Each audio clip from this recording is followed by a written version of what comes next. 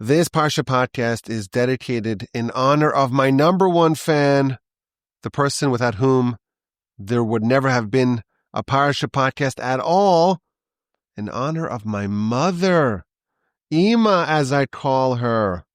She should live and be well. She celebrated a milestone birthday last week, and in honor of that, we're dedicating our study today in her honor. May you have many more happy returns and good health. May Hashem send you a complete and total refuah Sheleimah. And please God, may we all gather together for your next milestone birthday in happiness and in harmony. I'm speaking to you today from my parents' basement in upstate New York, Rockland County, Muncie, New York. We were in Canada last week, and we drove in from Canada on Wednesday. And on Wednesday night, my brother Tzali and his family hosted a surprise barbecue birthday bash for my mother. And there were a lot of people there, with the exception of my 4 Israeli siblings and their families, and a few stateside grandchildren who were not able to make it. The entire Wolbe family was there. A lot of people. And it was an incredible event. An amazing event, one that we will all remember and cherish forever. We had such a wonderful time, and I really wanted to include you in the celebration. And the way I was planning on doing it was by sharing a photo, because I had corralled everyone that was present to join for a family photo. Now, you know, if there's like a big family and lots of kids, no one wants to be in the picture. And there's always that one person who's insisting on a picture. That was me. And these are Wolbe, so they're chatting in all these little places. And there was an outdoor celebration. Some people are inside. Some people are playing by the neighbor. It was a lot of people. And to get everyone together, I did it with my usual mix of threats and bribes. And even the little kids that always refuse to take pictures, they joined. And the camera was mounted on a tripod. And the picture was remotely activated. And I said to all the people, we're doing one picture. That's it. We're not going to do like 10 different poses and one funny, silly face. One picture, and everyone's free to go. And it was like a miracle from heaven. Because not only was everyone in the picture, everyone who was present in the picture, but everyone was looking at the camera. And there wasn't even a person there to try to get your attention. It was a tripod. Everyone was looking at the camera besides for one small baby. One of my nephews was looking away. And everyone was like smiling. And everyone came out great. Everyone looked fantastic. And I was so excited about this picture, and I still am. I was going to put it in the newsletter. In my newsletter I sent out on Friday. And I was to write a caption, how beautiful it is to raise a large Jewish family. It's a lot of work. It's a lot of fun. And experiences like this remind us of how rewarding it is. But then I said, you know what? Maybe we shouldn't show off. We don't want an Ein Hara, an evil eye. So I ended up not sending, even though I really, really, really wanted to send it. Do you want to see the picture? If you want to see it, send me an email, rabbiwolbe@gmail.com, and I will send you the picture. We're not going to post it publicly, but I could send it to my friends. Right? I could do that. That's fair. Send me an email, rabbiwolbe@gmail.com, and you get a little picture, a little snapshot of some of the Wolbe clan celebrating my mother's birthday. Just send me an email, and I'll send it to you. But now let's focus on what we're here to do, and that's the Parsha and the Parsha Podcast. And it's a brand new book, the book of Devarim, the book of Deuteronomy, and it's Parshas Devarim. And if you read this Parsha, you discover that everything that we read about in our Parsha, we've already learned about previously in the Torah. And that's really mostly true for the whole book of Devarim. The book is often called Mishneh Torah, the repetition of Torah, because it repeats a lot of the themes that we've hitherto seen. And our Parsha is the beginning of Moshe's really first speech to the nation. And he's going to be reviewing many of the events of the preceding 40 years. And he's going to be preparing the nation for their imminent entrance into the land of Canaan under the leadership not of Moshe, but of Joshua. Moshe will soon pass He's going to die. Well, we can't really say he's going to die because Moshe, our sages tell us, didn't die. He's going to depart to a different dimension on the east side of the Jordan. And Moshe is preparing the nation by looking back and learning the lessons of the past. And it's quite fascinating to see what Moshe mentions in his retrospective and what he omits and the order in which he mentions the events and what he mentions only briefly and what he expands upon, adding new details and angles to events featured earlier. The book begins with a cryptic verse. Elah Devarim, these are the words that Moshe spoke to all of Israel. And the verse says, well, what's the continuation of the verse? Be'ever HaYarden, on the other side of the Jordan, Ba'midbar, in the desert, Ba'arava, in the plains, Mol Suf, opposite Suf, between Paran and Tofel and Lavan and Chatzeros and Dizahav. The verse is ostensibly addressing the location of Moshe's message, but it's not really a location because it says in the wilderness, and then it says in the plains, and it says opposite places that we've never seen. We don't know where these places even are. So, of course, Rashi tells us this is an encrypted message. These are words of rebuke and chastisement. And what Moshe is telling them, the words that Moshe is telling them, are the list of places in which the nation sinned and angered God. And Moshe didn't want to berate the people and rebuke them and chastise them directly in order to allow them to save face. He communicated the message of rebuke, but maintained the honor and the prestige of the people. He just listed the places where the nation blundered. He only hinted at the sins that they did by mentioning the places that they messed up. So the first place is Bamidbar, in the wilderness. And that, Rashi tells us, that is a reference to the nation's, one of the early complaints. Oh, if only we died. We're so thirsty. We're so miserable. Why did you bring us to the wilderness, to the desert? There's nothing to drink. This is when they were in Mara, or before they went to Mara, 3 days without water, and they ended up with water. This was actually the second time it was in Refidim. They ended up without water, and they said, if only we died in the wilderness, why do we have to come here? And then when it says the plains, that's a reference to the sin with the daughters of Moab. And then it says opposite Soph, or Suf, that is a reference to the Sea of Reeds, where they said there's not sufficient graves in Egypt. You brought us here to die. And then it says Bain Paran, between Paran and Tofel and Lavan, that's a reference to their sins when they slandered the manna.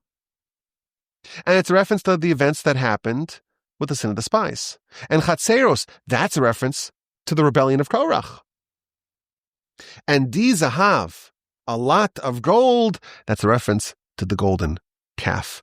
This is Moshe's criticism, his rebuke, his chastisement of the nation. And these are the words that he said. It's just words. Each word is a place, and each place is a reference, is a hint, a subtle and gentle criticism, because it's referring to one of the places where the nation blundered in the preceding 40 years.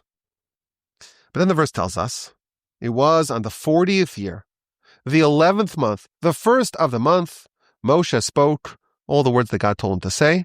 This seems like it's a different message. It's after he struck Sichon and Og, Be'ever HaYarden, on the other side of the Jordan, in the land of Moab. Moshe began to clarify this Torah, saying. So we have that first couple of verses, 2 verses that are the words that Moshe said, and it's just really a description of places where the nation blundered. And then it begins the main message of the book. These are the words that Moshe said. On the other side of the Jordan, he began to explain, to clarify Torah. And then the Parsha proceeds to recount Moshe's words. And it's focusing on several of the events of the preceding years at greater length. And it's kind of fascinating to see how Moshe interweaves different storylines into each other. So he begins with going back to the beginning of the time in the wilderness. The plan was, he tells the nation, to conquer the land of Canaan right away. The plan was to enter right after the Exodus. Exodus, you go to Sinai, get the Torah, go into the land of Canaan. We didn't need to send spies, Moshe tells the nation. And if we didn't send spies, we just trusted God, we wouldn't even need any weapons. We'd waltz into the land that God intends to give to us. So it seems like he's about to rebuke them about the spies, but first there's a segue where Moshe talks about his inability to lead the nation by himself. How could I carry the whole nation by myself? He asks for reinforcements, and he talks about the appointment of wise, insightful men who are known to the tribes, and he appointed them to serve as leaders. This is, of course, the plan championed by Jethro, appointing leaders of 1,000 and of 100 and of 50 and of 10. Interestingly, Jethro's role in conceiving this plan is entirely omitted. And then Moshe tells us, well, how are judges supposed to behave? Don't take bribes, judge righteously, treat everyone the same. And then, after a dozen verses of that, Moshe goes back to the original narrative, the decision to conquer the land of Canaan by first sending in the spies. It's not clear why the narrative of entering the land and conquering it is bisected by the decision to appoint leaders of 1,000, 100, 50, and 10. And then Moshe tells the story of the spies at length and all the events that happened in its aftermath. And there's all sorts of different angles that show different perspectives about that most calamitous event. You recall, of course, the spies, they gave their slanderous report about the land of Israel, and that caused the nation to be condemned to remain in the wilderness for 40 years, 1 day per year, or 1 year of punishment per day of the excursion. And on what date was that decreed made? So, of course, our sages tell us that was on Tisha B'Av, on the 9th day of the Hebrew month of Av, which is, of course, upcoming in a few days. And that's a day that's designated for calamities. The temple was destroyed, first temple, second temple, on that same day. And our sages tell us that the root of all the devastation of that day is the sin of the spies. And indeed, unless Messiah comes in the next couple of days and the temple is rebuilt, we will be mourning the temple, Temple 1, Temple 2, on Tisha B'Av next week. And it's not a coincidence that we always read Parshas Devarim right before Tisha B'Av, because there's a massive section of our Parsha that goes through the events of the sin of the spies and the disastrous consequences thereof. Now, following that, we have detailed accounts of the various interactions that our people had over the course of the preceding 40 years with various nations on the east side of the Jordan. So Moshe talks about the interactions with the nation of Edom, Esav's descendants, the interaction with Moab and Ammon and Sichon and Og. And then Moshe recounts the agreement that he struck with the Reubenites and the Gadites and half of Shevet Menashe, half of the tribe of Menashe. And the Parsha ends with Moshe encouraging Joshua, you saw with your own eyes what God did to those teams on the east side of the Jordan. God will do the same to the other teams on the other side of the Jordan when you are leading the nation. Do not fear them, for it is God who is waging war on your behalf. I'm very excited. We have a brand new book. It's the book of Devarim. And this podcast in particular, I'm very excited, but a bit wary about it because it's a bit experimental. Because this podcast has been under construction for some time, but I think it's still a construction site. You got to wear a hard hat to avoid some falling debris. And I'm trying to organize and really simplify it because there's a lot of moving parts. So beware. Some very exciting, but a bit complicated ideas upcoming. Not complicated, but lots of different moving parts. Let's start with the very beginning of our book, of our Parsha. The name of the Parsha, Devarim, words. These are the words that Moshe said.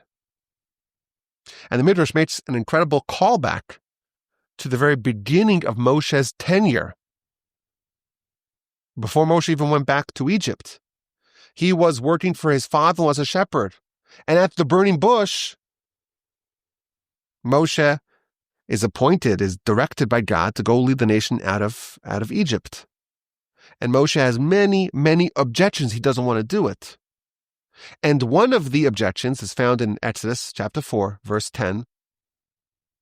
Vayomer Moshe el Hashem. Moshe said to Hashem, Lo ish Devarim Anochi. I'm not a man of Devarim. I'm not a man of words. Says the Midrash, wait a minute. The name of our Parsha is Devarim, words. Whose words? The words of Moshe. Words of Moshe.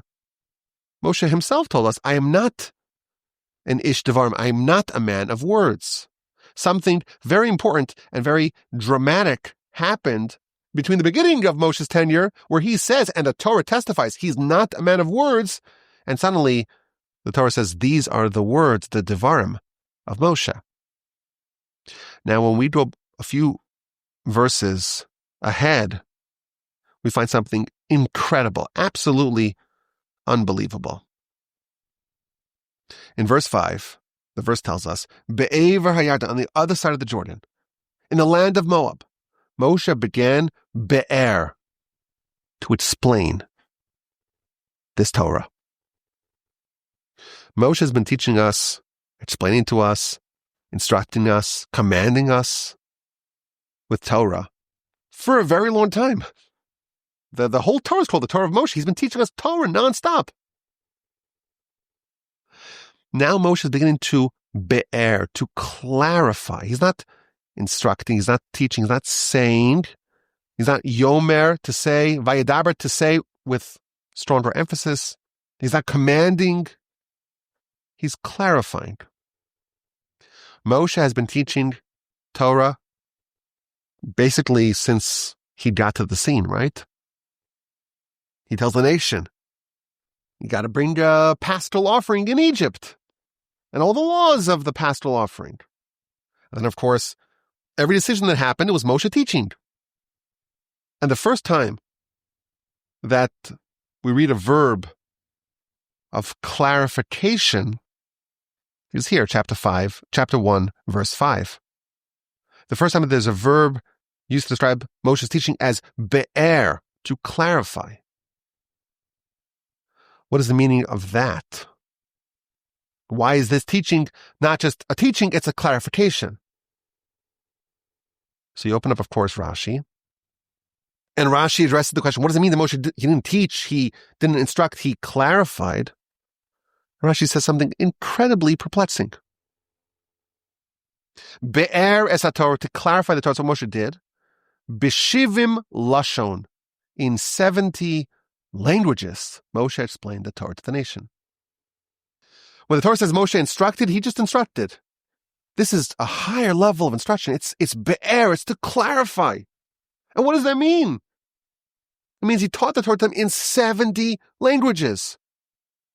That's how Rashi explains the term be'er, to clarify.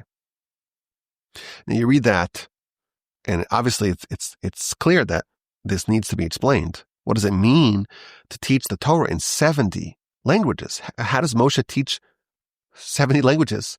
How can anyone even speak 70 languages? Was this needed? There are some people who didn't understand the language till now. It's been 40 years and they're just not understanding. He has to explain it in 70 languages? What does that even mean? What benefit is there to learn Torah in multiple languages? It's like in Canada, everything has to be in English and in French. And they have to be the same font size or else you get a fine. Because they want to cling really hard to their bilingual status. You go on an Air Canada flight, all the announcements got to be multiple languages. You fly to Tel Aviv, it's got to be in English and in French and Hebrew, of course, and Arabic, of course. What is this idea that Torah here is told is clarified? Be'er Moshe, he didn't just teach, he clarified in 70 languages. Torah Duolingo, Torah 70 lingo. Septuolingo? There's something very deep over here. The number 70, we've seen it. There's 70 nations. There's 70 descendants of Noah mentioned in the Parshas Noach. Jacob went down to Egypt with 70 souls. The Sanhedrin is a body of 70 members. And we've seen this many times. There are 70 facets of Torah. Shivim panim la Torah. Moshe is clarifying. He's not teaching, he's clarifying it with the highest level of clarification, with astonishing clarity in every possible way, every possible angle, from every possible direction, in any and every and all ways. Moshe began to teach, to clarify Torah. And this, I think, maybe compounds the question. Moshe starts off, he's not a man of words. He's not able to do it. And again, that's not hyperbolic. There is no hyperbole in the Torah. Moshe indeed was not a man of words. But that was then. Now, he says, Eila Devarim. These are the words of Moshe. Moshe now is a man of words. Not only that, he's able to clarify the Torah, be'er, to clarify in all the languages. There's something very profound over here. Now, the Hebrew word for clarification is be'er, to clarify. That word appears many, many, many times previously in the Torah. And in every previous instance, the word be'er means a well or a wellspring. Jacob, he sees the big rock on top of the be'er, on top of the well. Moshe, he goes to find a wife and he meets the daughters of Jethro by the well. And Abraham dug wells and Isaac dug wells, and they were filled up, they were stuffed up. The word be'er means a well or a wellspring, but it also means to clarify. So Moshe is be'er, so he's clarifying the Torah. But isn't it interesting that the same word, which means a well, also means to clarify? Now, if you had to guess, you probably wouldn't come up with the accurate number. How could you? How many times previously does it say the word be'er in the Torah? I found a midrash. The midrash says that the word be'er, a well, a wellspring, it appears 48 times in the Torah. And that's not random. Because there are 48 ways to acquire the Torah. And you want Torah, you want clarity? You gotta have a be'er, you have to have a wellspring from which you can draw and drink the waters of Torah. And there's 48 different wellsprings. And every time the Torah says the word be'er, which means a well or a wellspring, or to clarify, it's a reference to one of those 48 ways. Isn't that interesting? There are 48 times it says the word be'er, be'er in the Torah corresponding to the 48 ways through which the Torah can be acquired. There's a connection between Torah and its many dimensions to wellsprings. And Moshe is clarifying the Torah. And the word the Torah uses is be'er. And it doesn't mean water in this context. It means clarification. But still, it's the same word. And it's not a coincidence, as we shall see. So we're starting our book. And in the 5th verse, we read that Moshe is doing something different here. He's clarifying the Torah. And what does that mean? In 70 languages. From every possible dimension, Moshe is clarifying the Torah. Now, the Midrash again connects it to the first time that Moshe says, I am not a man of words. And the Midrash is observing that Moshe now is able to convey Torah in 70 languages. And the Midrash tells us that this is some interesting background here. When Moshe said, I am not a man of words, he didn't want to go to Pharaoh's palace to go present himself as the savior of Israel and to go demand that Pharaoh releases the enslaved Israelites. Moshe, when he said, I'm not a man of words, he's referencing, says the Midrash, there are 70 chambers in Pharaoh's palace. And in each chamber, they speak a different language. So that any person from any one of the different 70 nations who speaks any one of those 70 languages, he'll have someone to communicate to in his native tongue. And Moshe says, I'm not a man of words. And if I'm going to come as a messenger of God, and they bring me to these 70 chambers, are you really a messenger of God? And I won't be able to communicate with them, then they will deride and ridicule me. You say, you pretend to be a messenger of God who created the whole world and all the languages, and you cannot understand What does God say? God says, well, Adam, he didn't have a teacher, right? Adam spoke all 70 languages. How do we know that Adam spoke all 70 languages? Well, the verse tells us in chapter 2 of Genesis, Adam named all the animals. He gave the animals names. And the Medrash observes, doesn't say he gave a name to every animal. He gave names to every animal. He gave multiple names. He spoke all 70 languages, and when he named every animal, he named it in all 70 languages. So if Adam, who had no teacher, he was able to speak 7 languages, Moshe, you certainly will become a man of words. And now, at the end of the Torah, at the end of the 40 years, Moshe's explaining, clarifying, be'eres HaTorah, so he's clarifying the Torah in all 70 languages. The Wellsprings has come forth, has burst forth. And the Midrash cites a verse to bring out this point. The verse in Isaiah chapter 35 tells us, the lame will leap like a deer, the mute shall shout aloud, the waters shall burst forth in the desert, the streams shall emerge in the wilderness. Again, we see the clarity of the Torah is compared to a wellspring. That's the mechanism of Moshe's words. His exceptional 70 language clarity is like this bursting of water, like this wellspring, be'er, in the desert. Moshe maybe started off as a desert. He was not a man of words, but now the wellspring has burst forth. This is how we're going to begin our exploration of this a bit of a complicated idea, multiple moving parts. Moshe becomes a man of words in a way similar, the Midrash tells us, to Adam. Adam spoke 70 languages. Moshe has a mastery of over 70 languages. Adam named all the animals in 70 languages. And where did he get it? He had no teachers. He didn't go to a school for languages. He got it from God. Well, Moshe got it from God too. And Moshe, at this stage, he's like Adam before his sin. He's more angel than man.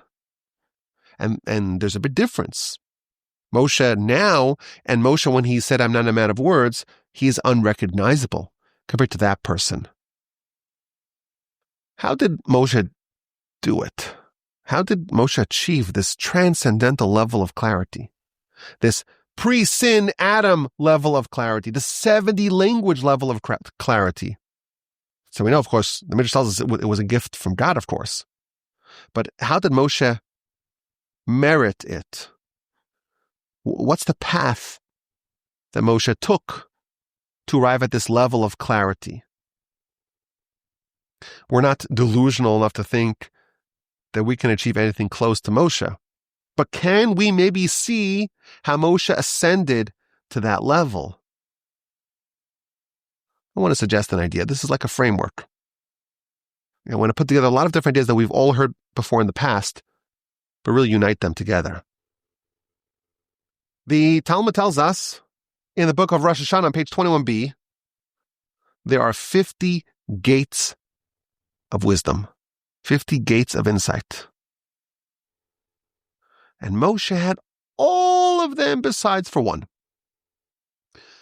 So if you do the math, 50 minus 1, that's 49 gates. Moshe had entrance to all 50 minus 1.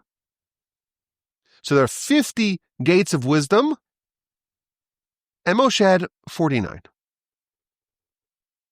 And we know that the Jewish people, before they left Egypt, they were really supposed to stay there for 400 years. But they left after 210 years. Why? So our sages tell us that they were on the 49th level of impurity, and they were on the precipice of falling into level 50, which is the point of no return. And therefore the Almighty had to save them and had to intervene and pull them out of the lowest level of impurity, level 49, and bring them to the highest level of purity, also level 49. We've seen that many times before. The nation was on the doorstep of being destroyed, really, of reaching the point of no return. Level 50 is the point of no return. And they were artificially, so to speak, removed from the 49th level of impurity all the way to the 49th level of holiness of purity. And of course, level 50 is the highest level. An idea of Yovel in the 50th year, and the idea of Shavuos, the idea of the revelation of God. We have the idea of Omer. You're counting 7 weeks of 7 days. You're counting, moving up the ladder, so to speak, of levels. And level 50, well, that we can't reach. We don't count to level 50 because the max that any human can reach is level 49. And of course, we have the 48 ways to acquire Torah. The Mishnah tells us Torah is acquired with 48 ways. Perhaps you listened to the episode of the Parsha Podcast that we released last week, but that wasn't the new one. It was the one from 5783. It was called 49-Step Program. And it was an idea that the nation, even though there are 42 different places where the nation encamped, beginning of Parshas Moshe, they actually did 7 of those encampments twice. So 42 plus 7 is 49. And the reason why the nation had 49 encampments is because there's really 49 levels. And each encampment was a time dedicated to acquiring a certain level of holiness. There's 50 in total, but only 49 are even accessible to us. And therefore, in each place, they were working on a particular level, a particular gate, so to speak, of wisdom, of insight. So all told, we have 50 gates of wisdom. And if you wanted to enter one of those gates, you wanted to gain access to one of those gates, you need a key. And to get the key, you got to work really hard. And our nation, maybe by the Exodus, the moment of the Exodus, they were temporarily catapulted from the lowest level to the highest level, but then they went back down to 0. And that's when the second day of Passover, we start counting the Omer, because that's when you start to move up those 49 levels again. And then over the course of the 40 years in the wilderness, each location they encamped at was dedicated to entering one of those 49 gates. Now, if Moshe, if he achieved level 49, it made sense why he's able to maybe go and get the Torah for us. He's able to approach level 50. He's able to approach the mountain and ascend amidst the thickness of the cloud and fire. Anyone else who would try, who would approach and touch the mountain, would die instantly. Now, Moshe's not able to reach level 50, but is able to go up the mountain. And God descended to the mountain, and there's this touch point, this handshake, if you will. But even Moshe is limited. There was something beyond Moshe. Scripture tells us he could see, so to speak, the back of God. Ufanai lo yira'u, but his God's face, so to speak, cannot be seen. Now, the Mishnah, our sages tell us that there are 48 ways to acquire Torah. Each one of those ways is a way to enter one of the gates. It's the secret to get one of those keys. But of course, we ask the question, wait, why are there 48 ways to wisdom, not 49 or maybe even 50? Everyone, it's a widespread custom going back thousands of years, or at least more than 1,000 years. During the 49 days of the Omer, every day we study one of those ways to acquire Torah. You're preparing for the revelation of God at Sinai on Shavuos, so you have 49 days to prepare. So each day you prepare to acquire Torah. And everyone wants to know, there should be 49 ways to acquire Torah. We have 49 days, there should be 49 ways. So some people say, this is the most common answer, well, the 49th day, that's for review. Very weak, very weak. Even weaker, the first day is to prepare. Of course, you got to prepare, but that's what we're doing. I'll tell you a secret. There's actually 49 ways to acquire Torah. And by the way, if you actually go through that Mishnah in chapter 6 of Pirkei Avos, and you count, and I did this over Shabbos here, I have people here. I said, let's go through them. I'm not going to define them, just count them. You count them on your fingers, and it's 49. And the Mishnah starts off, these are the 48 ways, and it lists 49. And all the commentators, they all come up with these incredibly clever ways to put two of the ways together, with the ways of acquisition together. Lo made almanas lasos and lo made almanas lalamed, to learn with the intention of doing and to learn with the intention of teaching. Somehow that's fused into one. Or ahuv, even though it's listed, it's not counted. The truth is, there are 49 ways to acquire Torah. But the 49th way, that's the way of Moshe. That's a way that we can't do it. It's not our way. It's Moshe's way. And I'll tell you, there's two ways to acquire something. Certainly halachically. You could do something to make an acquisition. You have to have a certain will, a certain understanding, and a certain desire, and you lift something, or you drag something, or you mark your territory. There's certain halachic ways to acquire something. There's a way to acquire something where you don't do something. You're just a receptacle.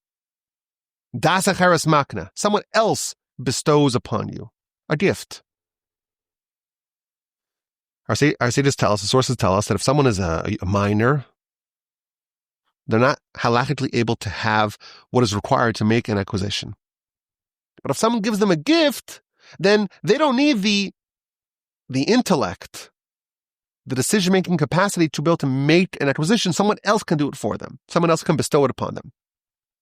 The 49th way is when you can't do it yourself. It has to be given to you by God.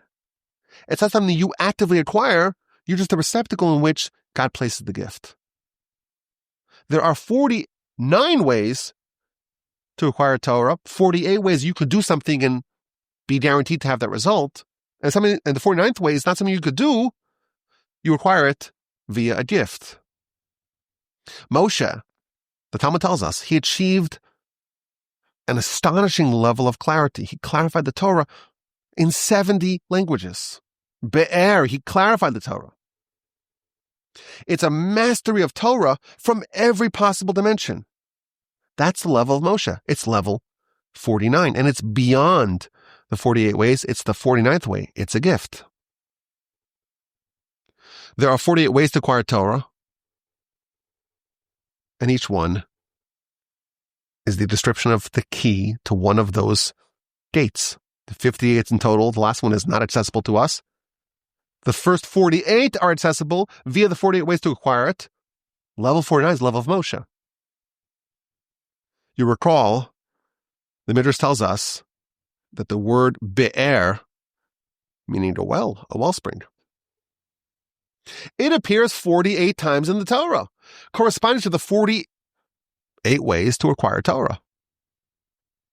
Well, I actually looked it up. And the word be'er actually appears 50 times in the Torah. But the word be'er has multiple meanings. It means a wellspring. It also means clarification. The word be'er, when it means a well, it only appears 48 times in the Torah. But it appears 2 more times, not in the context or in the meaning, in the interpretation of a wellspring or a well. Rather, it means clarification. And the 49th time that it appears in the Torah is chapter 1 of the book of Devarim, verse 5. Hoil Moshe, Moshe began be'er es Torah. He's clarifying the Torah. And the last time is at the end of Deuteronomy, where it talks about the Torah, be'er heitev, which means clarification. Very good clarification. To me, it's obvious that there are actually 50 levels. 50 levels of wisdom, 50 levels of insight, 50 levels of Torah. There are 48 of them that are accessible with the 48 ways to acquire, one method to acquire each way.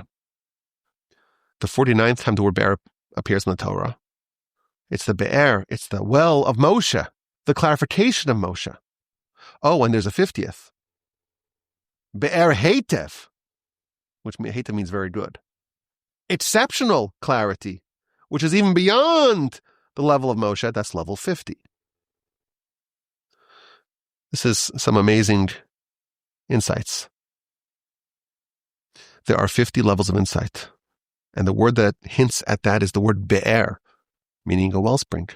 The word be'er The Midrash tells us it appears 48 times, and that's true because in 48 instances, the context of be'er as a wellspring appears in the Torah. But the actual word be'er appears 50 times.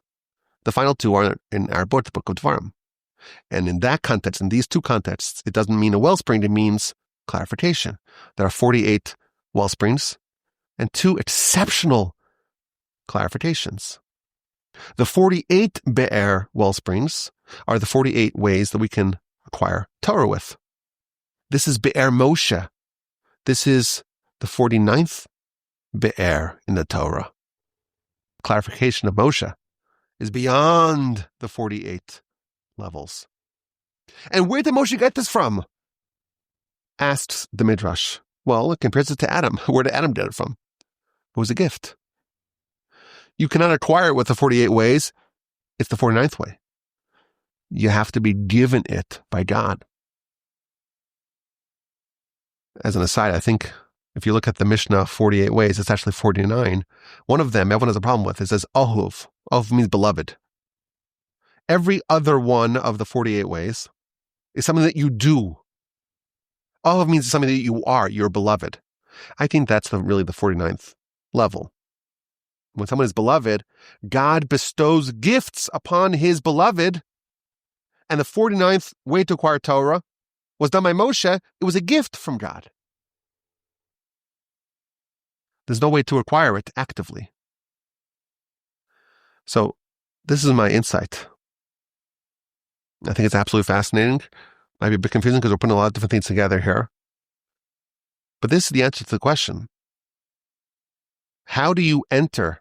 How do you acquire? How do you gain access to the gates of wisdom? How did Moshe have this understanding of Torah in 70 languages? The Mishnah tells us there are 48 ways to acquire Torah. There are 48 wellsprings. It's really 50. But 48 we can do ourselves. Moshe is on level 49. Level 49, that's the clarity of the Torah in 7 languages. It's totally beyond us. But for us, we know that there are ways for us to acquire at least 48 gates of wisdom. Now, those 48 ways, you got to listen to the Ethics Podcast. I have a whole podcast, not the Parsha Podcast, called the Ethics Podcast. And we go through each one of those 48 ways to acquire Torah. But if you look at them, many of them, most of them, have literally nothing to do with Torah study. If you were to ask someone, well, how do you acquire Torah? Well, you got to study it. And there's different ways to study with diligence and with penetrating insight and with focus. That's what we would say. Almost all of them are about character improvement. It's almost a complete list of all the possible good character traits that a person can develop and acquire and integrate into their persona. And when our sages were looking for the ways to enter these gates of wisdom, the ways to acquire Torah, they found 48 keys to 48 of those gates. And each key is an amazing character trait. And we wonder, if you want Torah, go get Torah, go study it. Now, the truth is, the first one is Talmud, which means to study. But there's a great many of those 48 ways that don't appear, at least upon the initial assessment, to have anything to do with Torah study. It's nice to have good character. What does that have to do with Torah? I think this is the insight. And this is why the acquisition of Torah is compared to a wellspring. At the end of our book, Moshe is going to tell the nation, there's a mitzvah. It's not far from you. It's not distant. It's not across the sea. It's not up in the heavens. It's in you. It's beficha ubelvavcha lasos. It's in your mouth. It's in your heart to do it. I say to tell us that's the reference to Torah. Torah is within you, but it's crusted over by a thick covering. That crust is what we call the evil inclination, the Yetzer Hara, with all its manifestations. How do you acquire Torah where you actually own it? You're eligible to enter one of those gates of wisdom. The way to do it is to puncture a hole in that crust. If the Torah is within you, well, you have to bring it forth. You have to allow the Torah to shine forth. And that's why the Torah is compared to a well. What's a well? The water's there. You have to just create a pathway for the water to emerge. You gotta dig a hole through a very thick crust. And that's the best description of Torah and how do you acquire Torah is a well and a wellspring. It's there, it wants to come forth. It's just covered over. And there are 48 wells in the Torah, because there are 48 ways to acquire Torah via wells. And there's 2 ways that we can't really do it. One, the way of Moshe, and the 5th level, which is totally beyond us, even beyond Moshe. Torah is within us. All we need to do is to create those wells, those fissures in the rock, in the crust, that will allow the Torah to emerge. And that's why many of the ways to acquire Torah don't seem to be in any way directly related to Torah. They're all about character. They're about overcoming your inclination, defeating your Yetzer Hara, because that's the only thing that's holding you from your Torah. Our Parsha read about the 49th Be'er. It's personified by Moshe. It's the 49th one. The astonishing clarity. It's Torah from 70 dimensions. It's Be'er clarity. Moshe is compared to the sun. Pnei Moshe k'pnei Chama. It's bringing the brightness of the sun to illuminate and clarify with sunlight brightness. The Talmud tells us that the world is compared to darkness. There's confusion. There's uncertainty. There's opacity. You're born. You live. You don't know how to live. Torah brightens it. It clarifies it. It illuminates the path in life. And Moshe illuminated with like the brightness of a sun. In every dimension, in every language. The Torah that was within him had 49 pathways to emerge from. There were 49 be'ers, wellsprings, from which the Torah burst forth. I think this is an amazing set of ideas. For us, I think it's a new paradigm. And for the pedantic ones amongst us, yes, we've spoken about this idea in the past, of course, but it's still new. It's a new modality of transformation. Torah is within us. The intimate connection that we crave with God is within us. The access to those gates, those cherished, beloved gates of wisdom, it's within us. We have to create a tap, a well, a be'er. Torah is very, very close, closer than close. Our job is to puncture wellsprings, puncture the veneer, expose the water beneath. Torah is within your mouth, within your heart. All you need is a be'er. All you need is a wellspring. Let's get to this week's dilemma. And it's a very important one. Any prudent parent has to wrestle with this dilemma. Your kids want something that's bad for them. And they want the worst thing for them. And they have a very good claim why you should give it to them. They want those devices. You know what I'm talking about. Devices. These devices through which they can absorb values and attitudes and ideologies that completely conflict with yours. And they'll see things that will harm them, harm their soul, harm their future, destroy, obliterate their attention span, harm their relationships. But all my friends have it. All my friends, I'll be the only one. This is a problem, a dilemma that all prudent parents must wrestle with. I saw a headline today. Don't accuse me of reading it. It's good enough. This is a Parsha Podcast. We like to ballpark things here, you know? This is the quote. Kids who get smartphones before 13 face skyrocketing suicide risk, study warns. That's a pretty terrifying headline. I didn't read the article, but I know there are dozens and dozens of studies that show how detrimental it is to give the kids these devices. Now, thankfully, there's a movement to push back. Many schools are outlawing them. Can't bring it to school, can't use it by day. But how does a parent navigate this dilemma? All my friends have it. You're making me an outcast. I'm going to suffer so much. I hate you, they'll tell a parent, God forbid. Here's the answer. In our Parsha, Moshe begins his message, his party message to the nation. And in the first verse, he says, Eila, these are the words of Moshe. And he lists all the places where the nation blundered. And the last place that he mentions in verse 1 is Di Zahav. Di, spelled Daled Yud, which also can spell the word die, which means enough.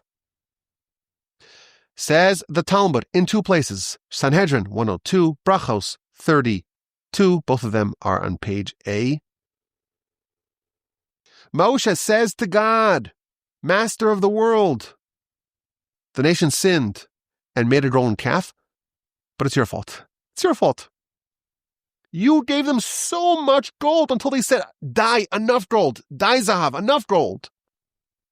And when they had so much gold, how can you expect any other outcome aside from a golden calf? Continues the Talmud, a lion does not roar over a basket of straw. He only roars over a basket of meat. You give him meat, he's going to roar. Gives another example of a cow. And then he gives a third example. A man had a son, and he washed him, and he slathered him with oil, which is the way of saying he put him in a little bath of cologne, gave him to eat, gave him to drink, and put this purse of money on his neck, unlimited spending on the card, and put him by a brothel. So the kid's all well coiffed and feeling so full of themselves. And the father placed them right in a brothel. Ma yaseh ben shelo yechta. What could the kid possibly do to not sin? This is what Moshe is saying. These have enough gold. As if Moshe is saying, God, it's your fault. You gave them so much gold. You positioned them for failure. They had so much gold. They were so fattened. They were so full of themselves. But of course they repudiated God. And indeed, concludes the Talmud, God agreed with Moshe. The reason why the nation did the golden calf is because of all the riches and all the gold that God showered upon the nation. Quotes a verse in Hosea, V'kesev v'beis v'zav asul l'Baal. I gave them so much gold and they made a golden calf. What the Talmud is telling us, there are situations when free will is compromised. The kid with the slick hair next to the brothel, raging hormones, can he possibly not sin? I think you give the kid devices, they're not able to moderate themselves. It's not possible. Most adults can't do it either. How can you expect the kid to emerge in any other way other than damaged as a result of the early, so to speak, too early exposure to technology? Now, there's other examples that we could give. You want your kid to have a good Jewish education, but you don't send them to yeshiva, you send them to public school. You're risking your child's soul. What will be with them, with their soul, with their ability to live as a Torah Jew, and worse, with their solidarity with their people and with Israel? He sent them to the nations to educate them. Without a Jewish education, without a Torah education. What do you expect? But let's put that aside. The Talmud tells us that there are situations where the kid has no chance. And whose fault is it? It's the parent's fault. And the kid says, but everyone has it. Everyone has it. So what? If everyone had heroin, would you justify it? Well, this is mental heroin. And you're the parent. And I hate to say it, you got a parent. And if it's really detrimental to your children, why would you give it to them? And I'll say something controversial, even more controversial. We don't believe in a policy of just denying the kids all the bad things that they want. Carbs, it's so bad for you. Sugar and junk, it's so bad for you. Smoking cigarettes, terrible for you. Vaping, terrible for you. I think it's important to tolerate some of the kids' mishigas. Give them stuff. Tolerate. Be permissive. But don't give them things that are absolutely cataclysmically destructive to them. In our family, I mentioned this many times in the past, we have one non-negotiable rule. We don't give the kid devices. No devices. Some of my 3 older kids, they all have phones, flip phones. Flip phones. But everyone in my class has it. I don't care. I don't care. Sorry. Not happening. I'm the only one. I'm the outcast. We're so uncool. We're dysfunctional. Not my kids don't speak like that. Other kids speak like that, I'm sure. This is the hill to die on. Compensate with other things. Close your eyes and let them do things that you know are bad, but, they have to be kids, right? So they want to vape. Okay, let them vape. Be permissive. Take them on trips with you. Lavish them with other things. Buy them a car. But when they have dizahav, too much gold, when they're not set up for success, they're set up for failure, that is intolerable, and it's not their fault. I hate to say it. Talmud tells us it's not their fault. Moshe tells God, it's your fault. And God agrees, the Talmud says. They weren't positioned for success. A parent who loves their child positions them for success.